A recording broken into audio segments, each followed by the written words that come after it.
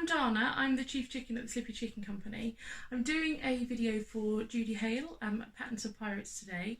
We are doing a hack on the new vintage romper. It's really cute, kind of 70s design with kind of wide legs in the trouser option, or like kind of a swingy A-line skirt with a kind of dungarees or a bib top option.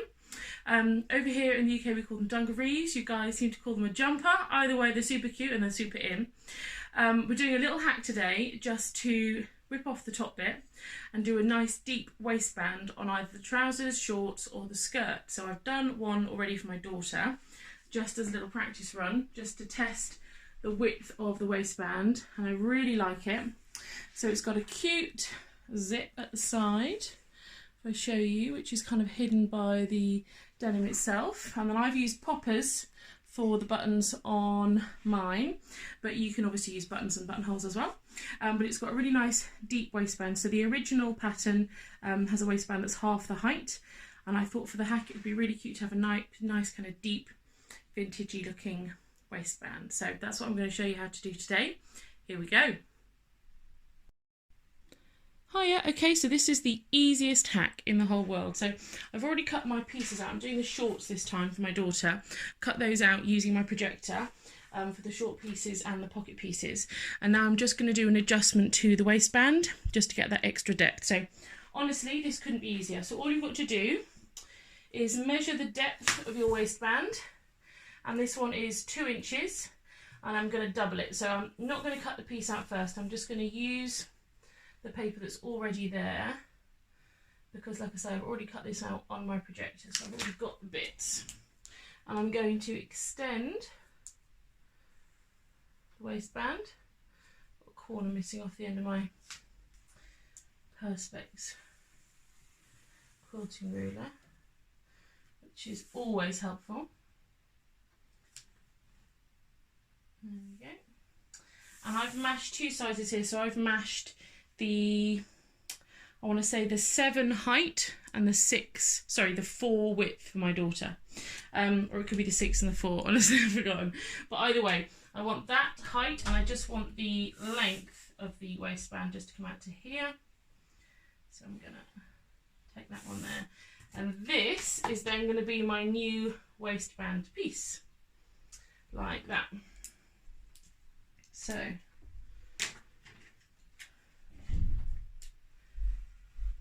So don't cry when you see me cutting paper with a rotary cutter. This is my paper cutting rotary cutter. I use the old blades from my proper fabric rotary cutter and put them in here for cutting out paper.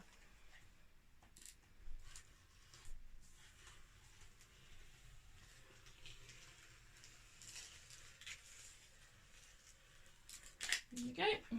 Come around here.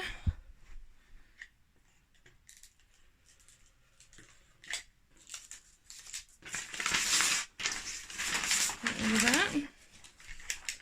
Okay, so that's our new waistband piece that we're going to be using. Get rid of the paper.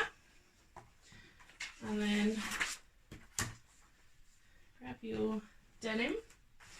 So this is a pattern that calls for a stretch woven fabric.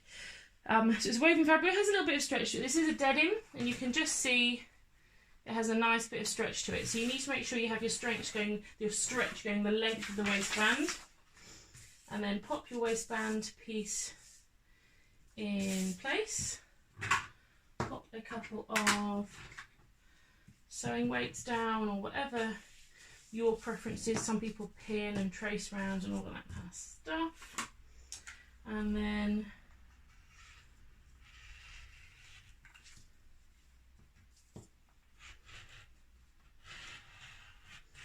I need to change the blade in this rotary cutter, it's getting a bit dull.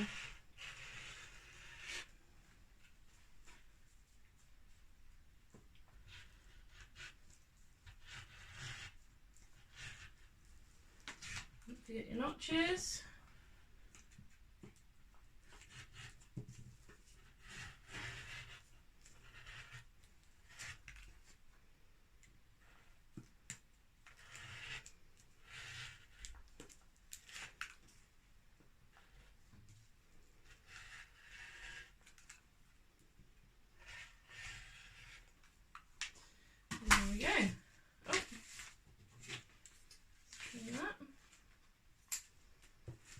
goes over the join between my two cutting boards. There we go, that's your waistband piece. Now, to be honest with you, because I am not doing the straps and all of that kind of stuff, I don't really need the notches, but I've put them on there because otherwise I'm fairly certain someone's going to cut one of these out for their main dungarees and is going to forget to do the notches, so make sure you cut them in.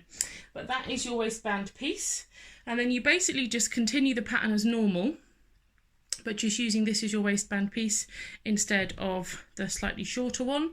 And rather than putting the straps on, you don't, but I will do another little video for that for you later as well. There we go. Okay, so now we are going to attach the waistband to the shorts or the skirt or whatever it is that you're making. So these are my shorts. They're already finished, other than I've got to hem the bottom and I've just got to put the waistband on. But other than that, they are exactly the same as the shorts in the main pattern. So you just follow your tutorial as Judy's written it out until you get to this point where it comes to attaching the waistband. Now, also, I haven't interfaced my waistband. As you can see, this stuff's pretty solid. It's not going to flop over or anything. This denim is quite stiff, so I haven't bothered to interface mine, but you would normally have some interfacing on. But if you're wondering why mine doesn't, that's why.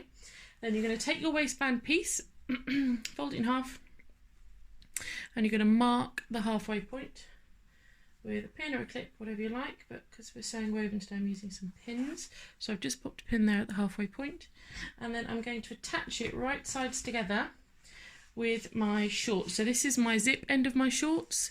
I'm going to attach it to the other side. So the middle of the waistband goes to the other side of the shorts, and then just, let me find my seam, pop that pinned on there, and then you're just going to pin all the way along the top, both sides, attaching your waistband to the top of your shorts or your skirt. Bearing in mind your waistband is going to be a little bit longer than your shorts, so don't panic if it's a bit longer. Okay, so we'll do that. I'll see you in a second.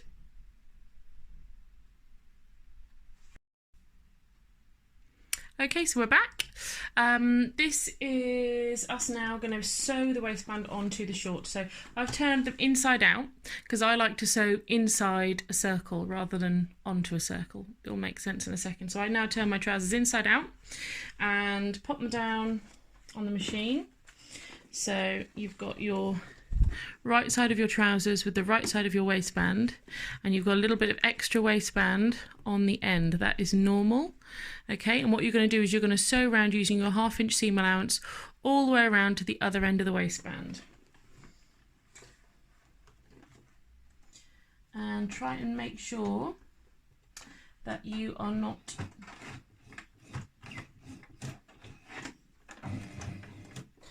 so try and make sure that you're not stretching your waistband as you go. Actually, make use of my hump jumper.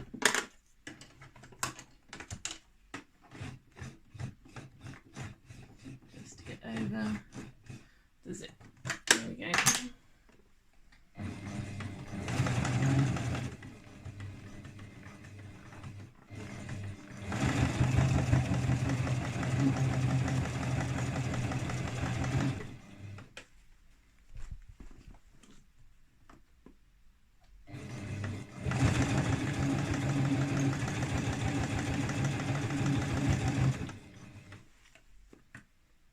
I like to take my pins out as I go. Some people put them perpendicular to the seam and sew over them, but I have broken needles and broken pins doing it, so I try not to. Okay, and make sure you're flattening out your seams that you come to. So this is the other side seam, and I'm just making sure that the finished seams are both poking away from each other underneath, and you haven't got one folded over.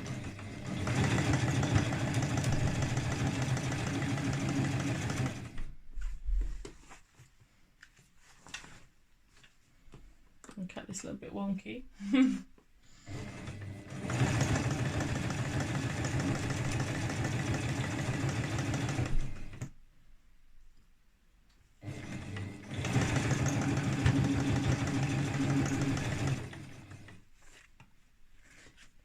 coming back round to the other end now.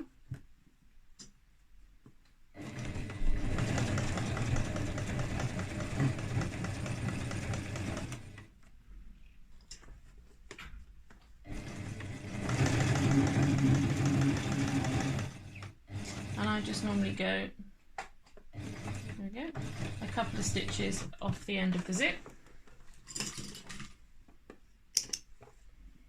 Lovely. So now we have got our waistband sewn on to our shorts.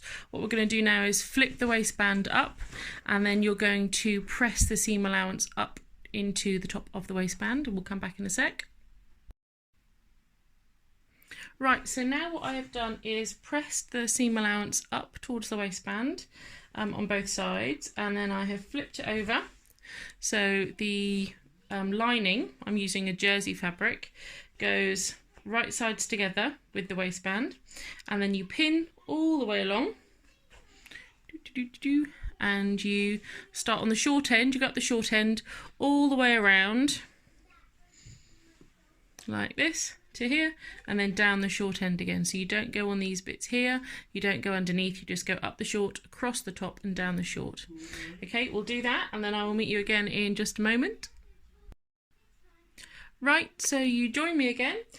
Just as I'm finishing off sewing the lining of the waistband on. So I've gone up the short end, across the top. I'm just coming to the end of this side, and then I'm going to go down the short end. So I'll just finish that off.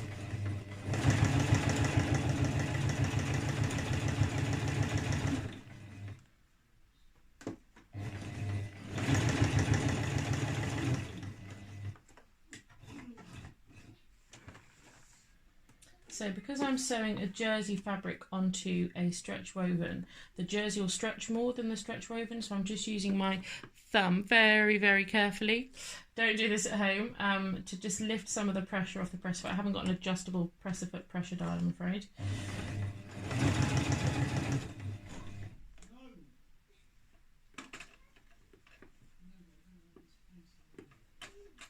And then I'm just going to come down here.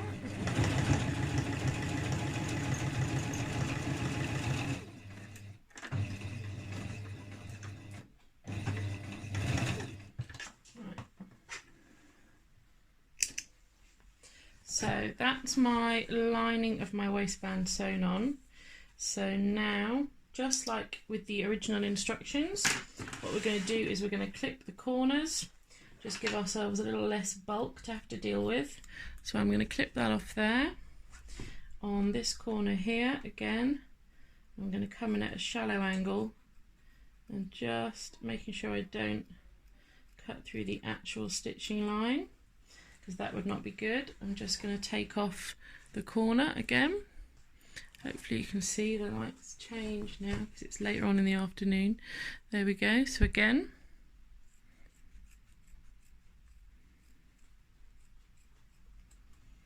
I'm just going to take the top of the corner off, and then down here, same sort of thing. And just clipping that corner off there as well. And then what you're going to do is you're going to turn it through. I've got a little pair of kind of medical nurses scissors here with kind of a blunt end. They're quite good for just poking in and getting a nice corner when you turn something through. But you could use a knitting needle or whatever you have kind of that you use as your general poking device. Okay, let's pull this one through here as well. There we go. Lovely. So that is our waistband. Now I'm going to take this back to the iron, and I'm just going to press it because this seam here likes to pop up. So I'm going to press it down nice and flat. I've already kind of memory hemmed the bottom of the lining so I can flip that in, and then we're going to top stitch around the whole thing. But I'm just going to go and press this first. We'll be back in a sec. Right, so I've given it a good press, kind of flattened the seam down so the top of it's sitting quite nicely. Now what we've got to do is flip the bottom in, and I might just make sure I've already clipped that, which I have. and then you're going to flip this bottom in the whole way along. Make sure you're just covering the stitching line that you've already done. And then I like to use a wash away Wonder tape, the kind of wash away stabilizing tape inside, and I tape the thing down the whole way around, and then I just stitch the whole way around the waistband. So I'll just get some of that out and show you how I use it. It's in my drawer. Here we go. So pushing it away. So just to give you an idea, I won't film the whole thing because we'll be here all day, but I do it in little sections, so I'm not dealing with too much at once. And I put it onto the denim like that, and then you peel the backing off. You can flip the waistband down onto it, and that will hold your waistband in place while you top stitch around the whole thing. And I will go the whole way along, putting little bits of tape on all the way to the other side to top stitch that down. I won't film all of that, so we'll come back in a second. Okay, so I've now taped the whole waistband in place around the bottom. It's a really nice, easy little cheat that you can use that Judy has put in the tutorial. And then I like to top stitch from the denim side up, because this is what you're going to be seeing, and I'm going to top stitch around the whole thing. So I will join you again when I come just to the end.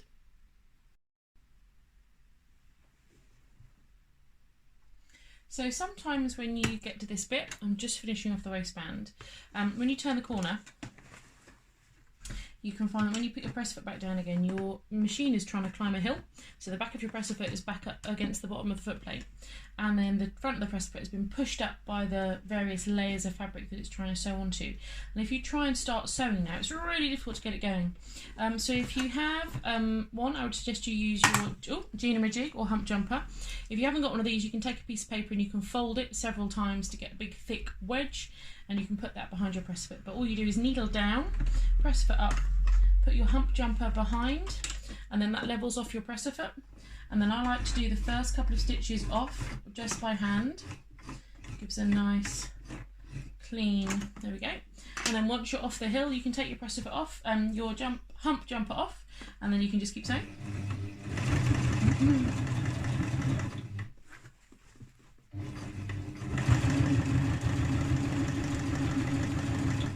You have to be really careful when you're sewing the waistband here not to stretch it.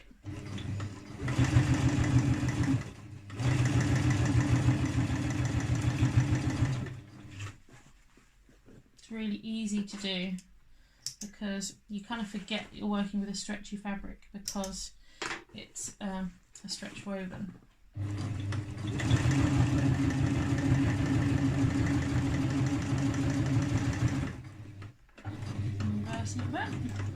There we go.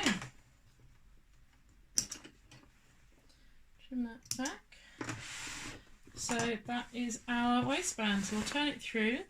All I've got to do now is hem the trousers, which I'll do in just a sec. But again, that's just as per the tutorial. But that is your little cute vintage waistband. So as you can see, when you do the zip up, you end up with a little overlap here. So that's where you would put your button. If you wanted to put two buttonholes, you could put a buttonhole there and a buttonhole there. Or I normally like to use poppers. I'm a bit of a cheater when it comes to kids' clothes. So I'll pop a couple of poppers here. And then that would be my finished shorts. There you go.